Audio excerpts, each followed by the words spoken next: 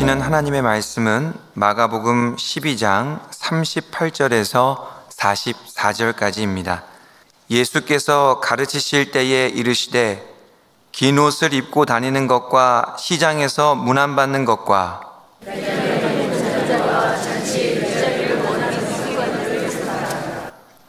그들은 과부의 가산을 삼키며 외식으로 길게 기도하는 자니 그 받는 판결이 더욱 중하리라 하시니라.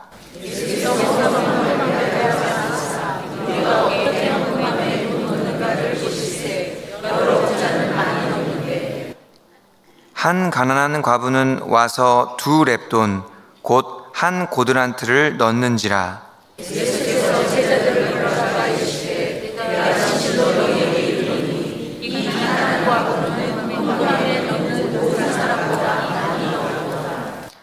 그들은 다 그 풍족한 중에서 넣었거니와 이 과부는 그 가난한 중에서 자기의 모든 소유 곧 생활비 전부를 넣었느니라 하시니라. 아멘.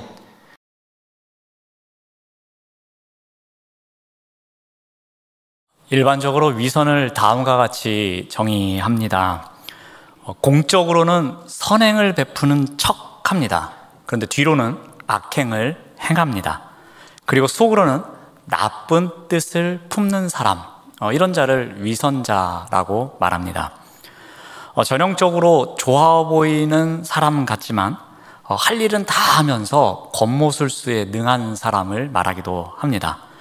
타인 앞에서는 공손하게 말하는 척하고 사려 깊은 말을 하는 것 같습니다. 그리고 항상 웃고 다니는 것 같습니다. 그런데 좋은 사람인 척 하는 경우가 있습니다. 속으로는 나쁜 생각하고 있고 그것을 남 모르게 얌전히 또는 조용히 은밀하게 실천으로 옮기는 행동, 이것을 위선이라고 말합니다. 자, 오늘 본문에서 예수님께서 이 서기관들을 향하여 꾸짖으십니다. 그런데 이 책망 속에 위선의 특징이 담겨져 있습니다. 먼저 그 부분을 한번 살펴보겠습니다. 자, 서기관은 우리가 잘 알고 있는 것처럼 율법학자입니다. 요즘 말로 이야기하면 신학자라고 보시면 되겠습니다. 말씀을 연구하는 사람들이고 그 말씀을 가르치는 사람들입니다. 그리고 그 당시에는 이 종교와 정치가 분리되어 있지 않았기 때문에 이 서기관들은 일종의 법조인 역할까지 감당했습니다. 그러니까 신학자이면서 변호사라고 생각하시면 될 것 같습니다.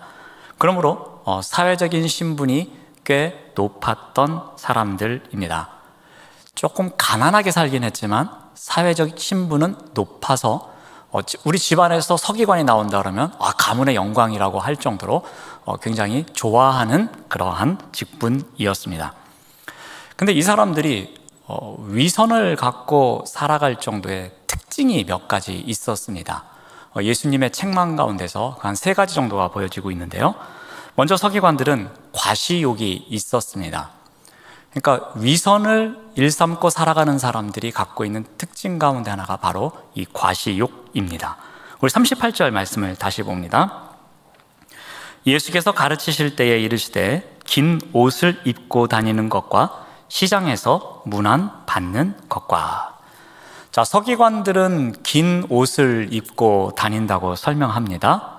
그런데 이것은 자신들의 권위를 세우는 일이었습니다. 긴 옷은 쉽게 말하면 이 종교 지도자들이 입는 옷입니다. 특히 종교 행사가 있을 때에만 입는 옷입니다. 근데 서기관들이 어떻게 합니까? 지금 평상시에도 이 옷을 입고 다니는 것입니다. 왜 이런 옷을 입고 다니겠습니까? 내가 이런 사람이라고 과시하기 위해서 입고 다니는 것입니다.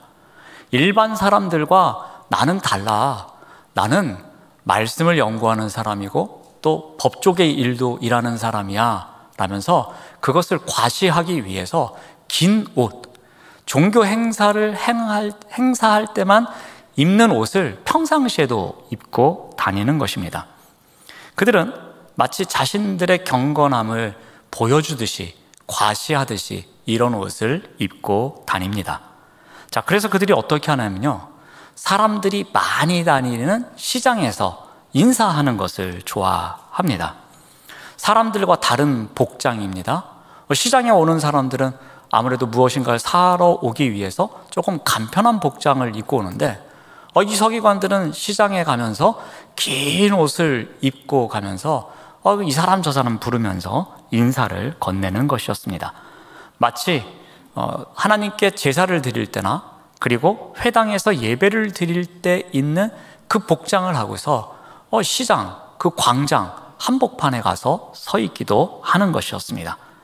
사람들이 많이 모이는 곳에서 내가 이런 사람임을 과시하기 위한 과시욕이 있었던 것입니다. 또한 서기관들은 어떠한 일을 했냐면은 남들에게 보이기 위해서 기도를 길게 했습니다. 왜 이렇게 했겠습니까? 우리가 쉽게 추측할 수 있는 것처럼 자랑하기 위해서입니다. 내가 기도를 얼마나 잘하는지 한번 들어보렴, 내가 얼마나 길게 기도를 하는지 들어보렴 하면서 외식적으로 남들에게 보이기 위해서 길게 기도를 합니다. 또 어떤 학자는 이런 이야기도 합니다. 이 당시에 서기관들이 길게 기도하는 이유 가운데 하나가, 이렇게 길게 기도를 하면 사람들이 보고서 야, 저 서기관이 기도를 오래 하는데, 길게 하는데 저 사람에게 내가 기도를 부탁하면 하나님께서 기도를 들어주지 않으실까라고 생각하게 만들기 위해서 이렇게 기도를 길게 했다라고 합니다. 아무튼 경건을 자랑하기 위한 행동으로 일삼았던 것입니다. 그래서 그것을 과시하는 모습을 보여주는 사람들, 그 사람들이 서기관이었습니다. 이 첫 번째 위선의 모습입니다. 자, 두 번째 그들이 갖고 있는 위선의 특징은 명예에 집착하는 삶을 살았습니다. 우리 39절 말씀을 봅니다. 회당의 높은 자리와 잔치의 윗자리를 원하는 서기관들을 삼가라. 이들이 좋아하는 자리가 있었습니다. 높은 자리와 그 다음에 윗자리였습니다. 이 회당의 높은 자리는 어떤 자리인가 하면은, 여러분, 제가 서 있는 자리가 높습니까? 낮습니까? 높아요. 이렇게 생각하시면 됩니다. 자, 성경을 가르치기 위해서 서는 자리, 그 자리가 바로 이 높은 자리입니다. 그러니까 율법궤가 있는 곳, 그 앞자리를 이야기합니다. 그리고 그곳에는 성경 두루마리가 있었습니다. 그러니까 강대상이라고 생각하시면 될 것 같습니다. 그리고 그 옆에 의자가 놓여 있는데, 저희 교회도 그렇지만 이 뒤에 있는 의자가 지금 청중석을 바라보고 있습니다. 그러니까 이곳 회당도 그러합니다.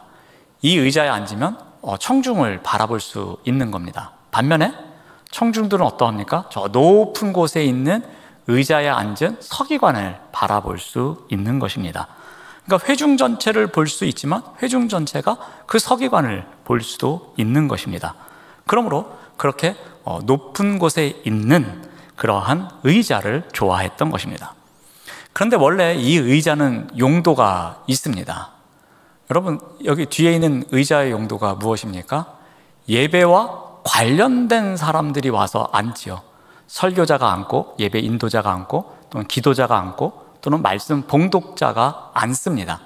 그러니까 목적이 있어서 그 목적에 따라 쓰일 수 있도록 빈 의자로 놔두는 것이 정상입니다. 그래서 예배 때에 그 필요한 사람이 앉을 수 있도록 하는 의자입니다. 근데 서기관들은 그 책임을 맡았든 안 맡았든 어떻게 해서든지 그 의자에 앉고 싶어 했습니다. 왜요? 청중들이 자신을 바라보기 때문에, 그리고 자신이 청중을 바라볼 수 있기 때문에 그랬습니다. 그래서 그 자리가 높은 자리라고 생각해서 그 자리를 좋아했습니다. 그러니까 그 자리에 앉으면 높은 사람이 되는 것처럼 늘 명예에 집착했다는 것입니다. 자, 또 하나 그들이 좋아했던 자리가 무엇입니까? 잔치의 윗자리입니다. 소위 잔치의 상석입니다. 이 자리는 주인의 오른편과 왼편 자리를 이야기합니다. 그러니까 그 잔치에서 가장 존귀함을 받아야 할 사람, VVIP, 그런 손님은 주인의 오른편과 왼편에 앉는 것이었습니다. 그리고 그 당시에 관습에 따라서 사람들이 들어오면은 야, 오늘 잔치에 이 주인의 오른편과 왼편에는 누가 앉았을까? 그런 궁금증을 가지고 잔치에 참여했다고 합니다. 그러니까 오늘 이 잔치에 VVIP는 누가 초대되었을까? 그게 사람들에게도 궁금했다는 이야기입니다. 그래서 서기관들은 어떤 자리를 탐냅니까? 그 자리, 주인의 오른편과 왼편 자리, 그 자리에 앉는 것을 좋아했습니다. 그만큼 자신들이 중요한 사람이 되기를 원했습니다. 그만큼 자신들이 명예에 집착하는 모습을 보여줬습니다. 우리가 찾아보지는 않겠지만 마태복음 23장 7절에 가면은 서기관들은 사람들로부터 랍비라는 소리를 듣는 것을 좋아했습니다. 그러니까 이 호칭에서도 자신들이 높임받는 것을 좋아했다는 것입니다. 즉 명예, 어떤 호칭, 자리, 그리고 어느 곳에 가든지 자신들이 대접을 받는 그런 명예욕이 있었다는 것입니다. 이것이 그들의 두 번째 위선의 특징입니다. 자, 세 번째로 서기관들이 갖고 있었던 위선의 특징은 탐욕이었습니다. 우리 오늘 본문 40절 말씀을 봅니다. 그들은 과부의 가산을 삼켰다라고 성경은 기록하고 있습니다. 서기관들은 사회적 약자인 이 과부의 재산을 집어삼키는 탐욕스러운 존재로 소개되고 있습니다. 자, 예수님 시대 서기관들은 대부분 가난했습니다. 서두에 말씀드렸던 것처럼 그 신분이 어느 정도 명예로운 자리이긴 했지만 실질적으로 그들은 가난했습니다. 왜 그런가 하면은 이 서기관들과 랍비들은 말씀을 가르치지만 그 말씀을 가르친 것에 대한 대가를 받지는 않았습니다. 그래서 그들이 일종의 텐트메이커로 살아갔습니다. 수공업을 한다든지 어떤 또 노동을 한다든지 아니면 구호금을 받는다든지 그렇게 해서 생계비를 벌어갔습니다. 때로는 성전에 고용된 사람도 있어서 성전세를 통해서 급여를 받기도 해서 조금은 부유하게 사는 사람도 있었지만 대부분의 서기관들은 좀 가난하게 살았다고 합니다. 자, 조금 똑똑합니다. 그리고 말도 잘합니다. 배운 것도 있습니다. 그런데 가난합니다. 그러니 할 일이 뭐가 있겠습니까? 남을 속여서 뭔가를 빼앗는 일, 그런 일을 이들이 했던 것입니다. 탐욕에 눈이 멀면서 조금씩 타락하기 시작합니다. 그래서 예수님께서 이 서기관들을 표현할 때에 노골적으로 단어를 사용하시죠. 과부들의 것을 삼킨다고. 이게 아주 참 이렇게 무서운 표현입니다. 그런데 이 표현을 공동번역에서는 더 무섭게 번역을 했습니다. 공동번역 성경에서는 등쳐 먹으면서라고 번역하고 있습니다. 좀 더 강하게 번역을 하고 있는데요. 자, 이 표현을 통해서 우리가 알 수 있는 것은 이들이 그 과부들의 재산을 강탈하는 수준은 아니었습니다. 무조건 뭐 도적대처럼 약탈해가는 사람들은 아니었습니다. 이들은 나름대로 그 시대의 지식인이었기 때문에 아주 교묘한 방법으로 이 과부들의 재산을 등쳐 먹었습니다.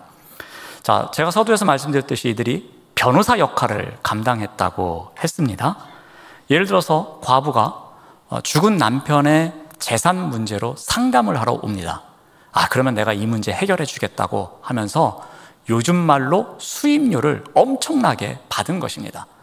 그러니까 한 100만 원 정도 받아야 되는데 1000만 원 정도의 수임료를 받아서 그 과부의 재산을 등쳐 먹는 겁니다. 또 어떤 일이 생기냐면은 빚을 갚지 못하는 일이 생깁니다. 그러면 이 일을 조작해서 빚을 못 갚게 만드는 겁니다. 그래서 그 집을 이 변호사 역할을 하는 서기관이 약탈해 오는 일이 생깁니다. 또 어떤 과부가 율법에 대해서 해석을 물어봅니다. 이것을 어떻게 하는지 잘 모르겠다고. 그러면 그것을 부풀려서 그 율법을 해석해 줍니다. 그리고 다양한 방법으로 그것을 속여서 그 해석에 대한 비용을 요구했던 것입니다. 그래서 이런 다양한 방법에 의해서 가난한 과부들이 더 가난해지는 일이 생겼다는 것입니다. 자, 이와 같은 행동은 하나님의 뜻을 연구하고 가르쳐야 할 율법 교사들이 해야 할 일은 아니었습니다. 그들에게 주어진 사명은 율법을 잘 연구해서 율법을 백성들이 잘 지킬 수 있도록 가르치는 일이었습니다. 그런데 오히려 그것을 이용해서 사람들의 가산을 탕진하게 만드는 것이었습니다. 탐욕에서 비롯된 행동을 하고 있습니다. 자, 이렇게 이와 같은 일을 일삼고 있으니까 어떠한 결과가 올 것이라고 예수님께서 말씀하시는가 하면은 우리 40절 말씀을 봅니다. 우리 교육자 중에 한 사람이 와서 좀 히터 좀 꺼달라고 얘기를 하면 좋을 것 같습니다. 지금 실내가 많이 더운 것 같은데. 예.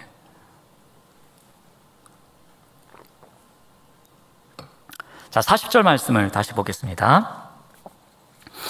그 받는 판결이 더욱 중하리라 하시니라. 자, 그들은 이 자신의 자랑과 명예와 탐욕을 위해서 이 하나님을 도구로 삼으면서 살아가고 있었습니다. 그래서 예수님께서 이러한 행위에 대해서 더욱 넘치는 심판이 기다리고 있다고 분명하게 말씀하고 계십니다. 그리고 이 부분을 공동번역 성경에서는 얼마나 또 이렇게 무섭게 번역을 했는가 하면은 우리 12장 40절 말씀을 공동번역 성경으로 봅니다. 자, 이런 사람이야말로 그만큼 더 엄한 벌을 받을 것이다. 자, 이런 사람이야말로, 그러니까 지금까지 소개했던 이런 일을 하고 있는 사람들, 이런 사람이야말로 더 엄한 벌을 받을 것이다 라고 예수님께서 말씀하셨다는 겁니다. 서기관들은 분명히 백성들의 지도자였습니다. 율법을 연구하고 율법을 바르게 가르쳐야 하는 사람들이었습니다. 그리고 그들을 율법에 따라서 의로운 길로 이끌어야 하는 사람들이었습니다. 그런데 이 율법을 어떻게 해요? 세속적으로 이용하고 있습니다. 자신의 탐욕을 채우기 위해서, 자신의 이기적인 만족을 채우기 위해서 이 율법을 도구화하고 있었던 것입니다. 엄청난 책임이 주어졌는데 그 책임을 감당하기는커녕 책임과 전혀 반대되는 삶을 살아가고 있는 것이었습니다. 그러니 그 책임을 감당하지 못하는 그들을 향하여서 더 엄중한 벌을 받을 것이라고 예수님께서는 경고하고 있는 것입니다. 그래서 공동번역 성경에서 번역한 것처럼 이런 사람이야말로 더 엄한 벌을 받을 것이다 라고 말씀하십니다. 자, 서기관의 위선과 관련된 말씀을 우리가 살펴보면서 한 가지 우리가 교훈을 발견해 보고자 합니다. 우리가 살아가고 있는 세상 또한 이 남에게 인정받는 것을 좋아합니다. 그리고 얼마나 그 사람이 인정을 받느냐에 따라서 그 사람을 평가하는 기준이 되기도 합니다. 그래서 인기 있는 사람, 그래서 많은 사람들이 좋아하는 사람, 야, 이 사람은 정말 훌륭하게 사는구나 하면서 그 사람이 평가받고 있는 것이 그 사람에 대한 기준치가 될 때가 있습니다. 사람이 살아가다 보니까 이러한 것에 욕심이 납니다. 그래서 그 기준치를 지키기 위해서 그렇지 못한데 그런 척 하면서 살아갈 때가 많다는 것입니다. 이것이 바로 위선입니다. 이 위선을 만들기 위해서, 이 위선으로 자신을 꾸미기 위해서 서기관들은 어떻게 했습니까? 과시했습니다. 옷을 통해서 과시하는 삶을 살았습니다. 또 그들은 명예에 집착했습니다. 그리고 그들은 탐욕을 통해서 이러한 마음을 채우면서 살아갔습니다.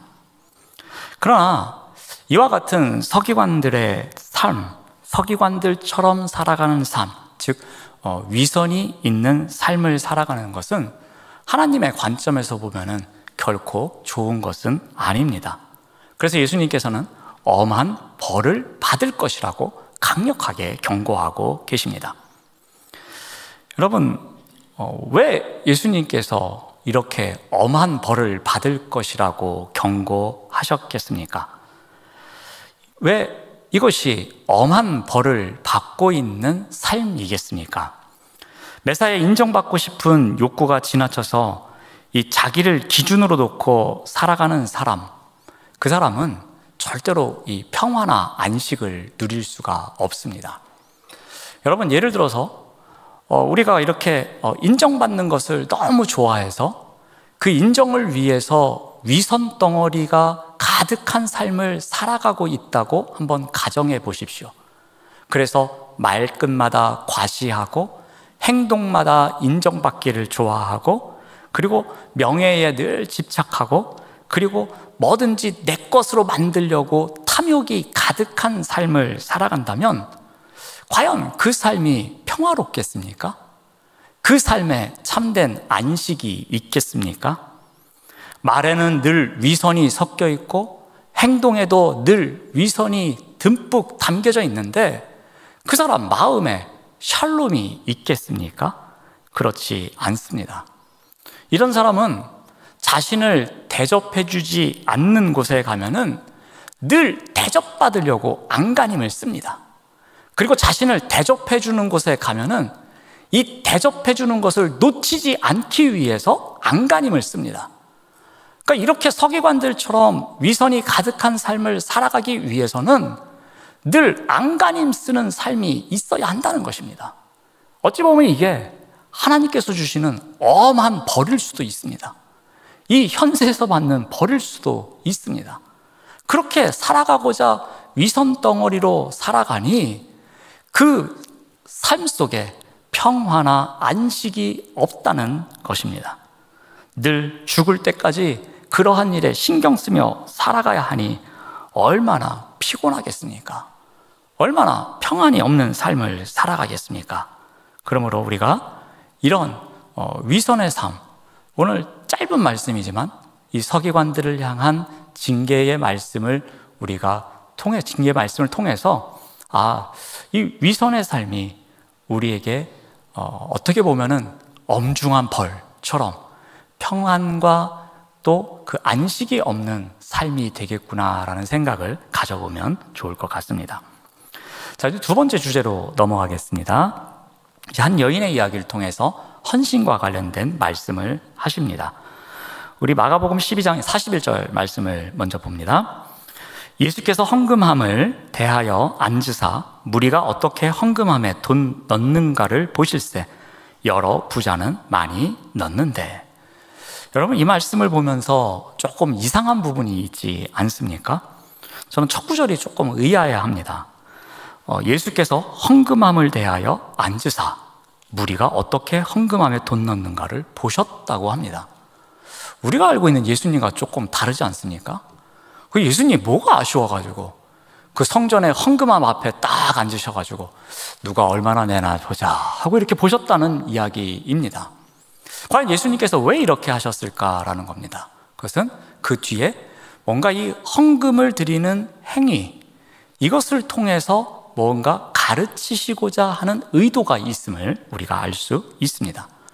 예수님께서 진짜 누가 헌금 얼마 내나 그거 보시려고 그 헌금함 앞에 앉지는 않으셨을 겁니다.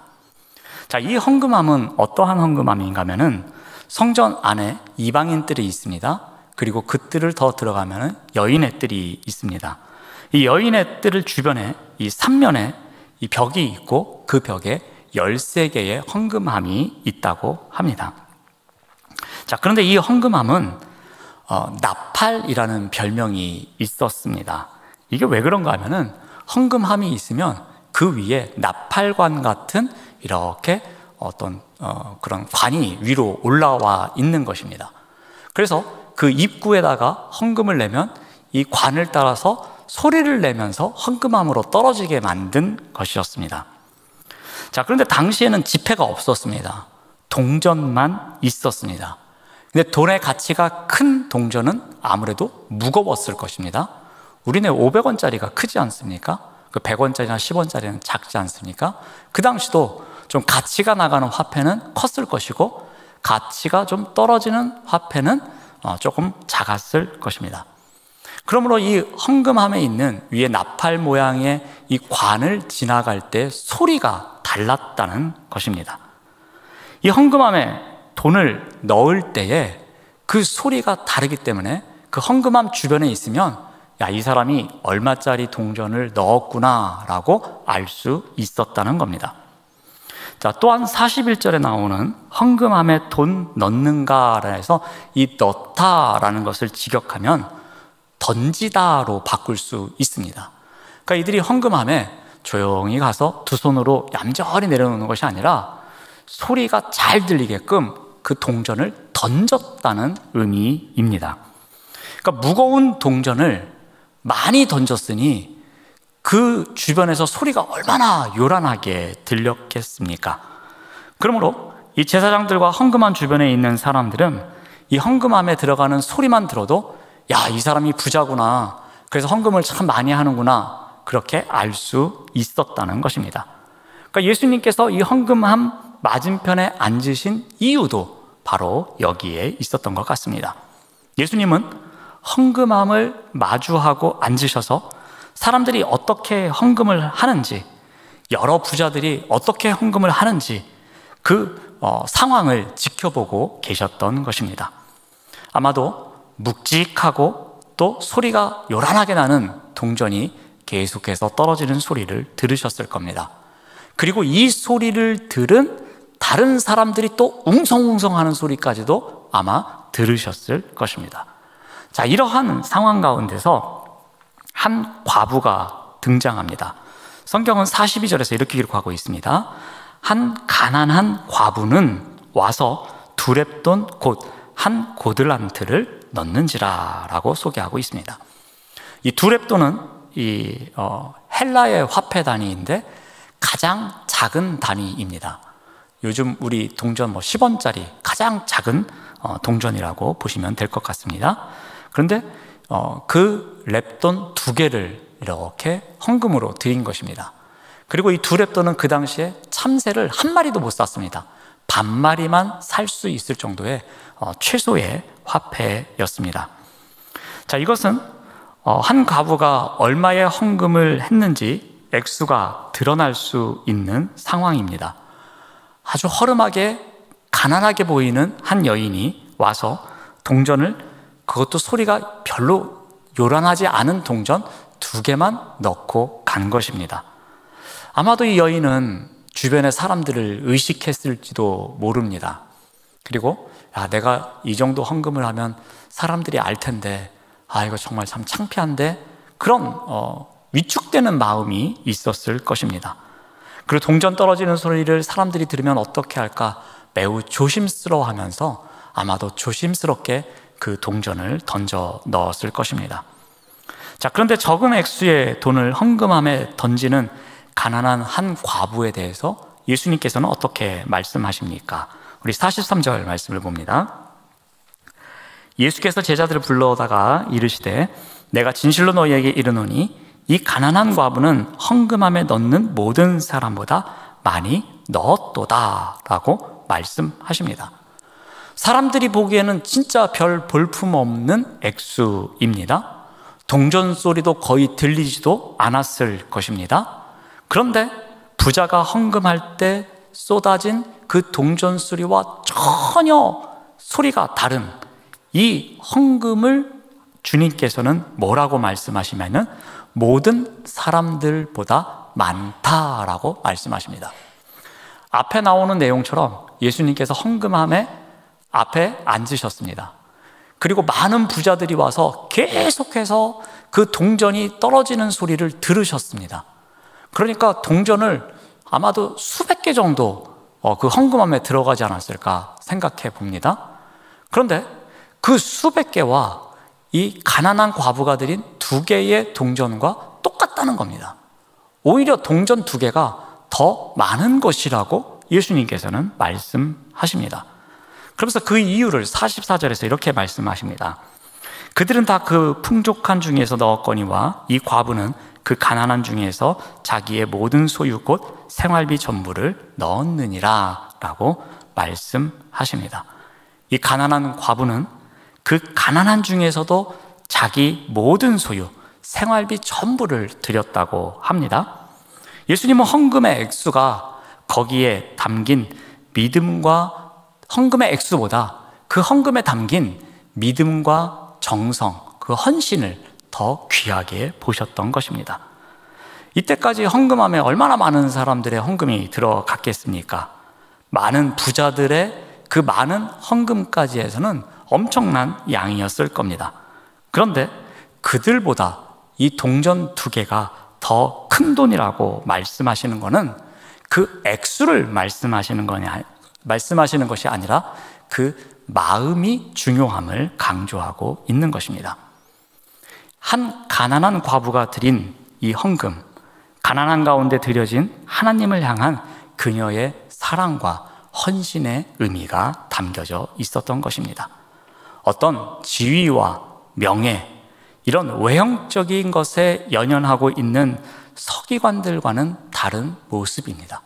그리고 자신이 얼마나 많은 헌금을 하는지 그것을 자랑하기 위해서 가능한 소리가 요란하게 나도록 동전을 던졌던 그 부자들과는 다른 모습입니다. 동전 소리를 통해서 이 과부가 드린 헌금이 얼마인지 많은 사람들이 알 수 있었습니다. 하지만 중요한 것은 그 소리가 아니었습니다. 두 렙돈이 떨어지는 소리에 담긴 이 여인의 헌신된 마음이 중요했던 것입니다. 예수님께서는 바로 이 마음의 소리를 강조하고 계신 것입니다. 한 가난한 과부의 헌신을 통해서 우리가 배울 점이 또 한 가지 있습니다. 바로 이 헌신의 진정한 가치를 우리가 한번 돌아봅니다. 여러분, 서기관들의 모습은 어떠했습니까? 어떤 진실한 마음과 의로운 행실이 결여되어 있었습니다. 그들은 오로지 외적 요소에만 관심이 있었습니다. 어떻게 하면 내가 저 사람들에게 인정을 받을 수 있을까에만 이들의 관심이 있었습니다. 그래서 그들은 위선으로 가득 찬 삶을 살아갈 수밖에 없었습니다. 하지만 여인은 달랐습니다. 여인은 그러한 외적인 요소보다는 자신의 내적인 요소를 통해서 어떻게 하면 하나님께 그 마음을 드릴 수 있을까가 우선이었던 것입니다. 우리 또한 이 여인의 모습과는 달리 이 서기관들의 모습처럼 신앙의 외적인 요소들에 우리의 마음이 끌릴 때가 있지 않나 돌아봅니다. 사람들이 알아주는 일, 그리고 사람들이 주목하는 일, 그리고 열심을 좀 내면은 눈에 띄는 일, 그리고 사소하게 평가되지 않는 일, 그런 외적인 일에만 좀 더 관심이 있고 그렇지 않은 일에는 우리가 관심이 조금 떨어지진 않나 또 생각해 봅니다. 하지만 하나님의 관점은 분명히 다릅니다. 중요한 것은 하나님께서 인정을 해 주시느냐입니다. 하나님은 우리의 거칠애보다는 우리의 중심을 보십니다. 사람들이 잘 알아주지 않는 일이지만 충성을 다하는 그 마음을 하나님께서는 더 귀하게 여기신다는 것입니다. 우리 마음에 일어나는 생각과 우리의 일거수일투족과 그 일투족을 은밀히 보시는 하나님 앞에서 우리가 진실함과 정직함으로 행할 때 하나님께서는 정말 기뻐하신다는 것을 우리가 꼭 기억해야 할 것입니다. 이 여인과 같은 한 여인의 이야기가 또 성경에 나옵니다. 우리 마태복음 26장에 보면은 한 여자가 매우 귀한 향유 옥합을 가지고 나와서 식사하시는 예수님의 머리에 붓는 사건이 있습니다. 매우 귀한 향유 한 옥합입니다. 이것은 결혼식 때 쓰여지는 겁니다. 귀한 사람에게 선물로 드리는 것입니다. 또는 장례에 사용되는 향유이기도 합니다. 매우 비싸고 희소성이 높은 것입니다. 화폐 가치로 300데나리온이나 된다고 했습니다. 그리고 가룟 유다는 매우 흥분하면서 어떻게 이 향유를 팔아서 가난한 자들에게 나눠줘야지 이렇게 300데나리온이나 되는 향유를 한 번에 허비할 수 있느냐고 소리치기도 했습니다.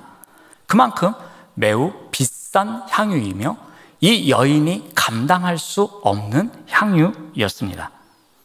자, 그런데 어떤 의미가 있습니까? 이렇게 가룟 유다가 막 소리를 지르고 그리고 한 귀한 옥합이라고 표현할 정도라면은 이것이 담고 있는 의미는 무엇이겠습니까? 이 여인에게는 매우 소중한 가치라는 것입니다.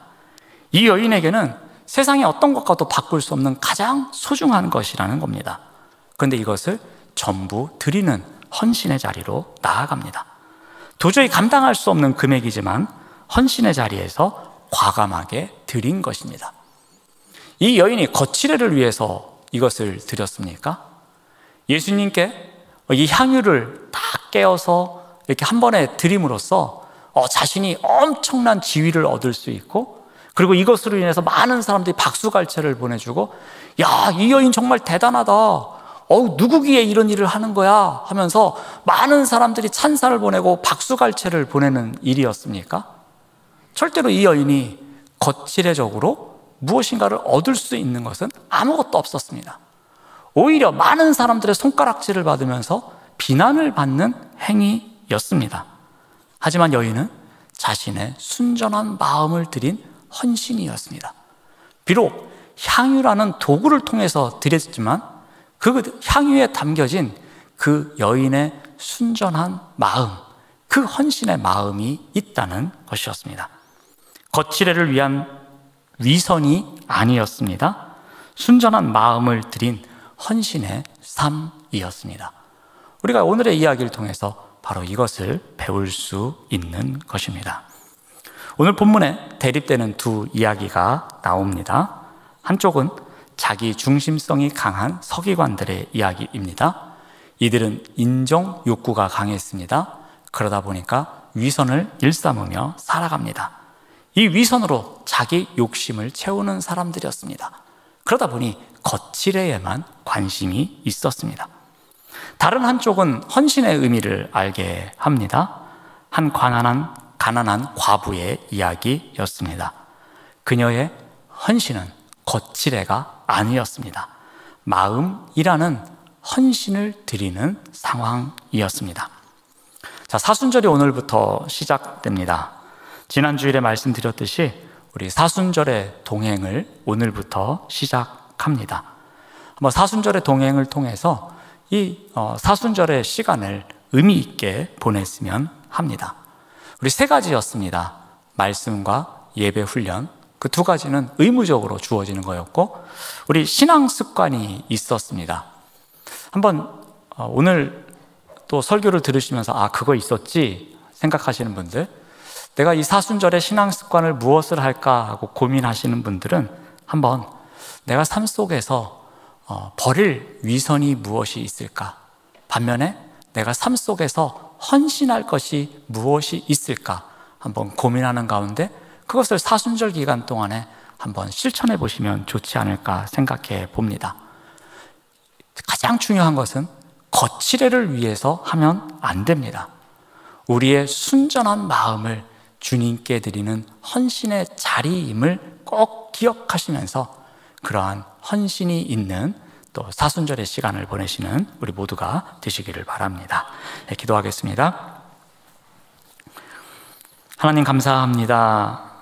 거칠애보다 순전한 마음에 헌신이 있는 삶을 살아가도록 인도하여 주시옵소서. 예수님의 이름으로 기도드립니다. 아멘.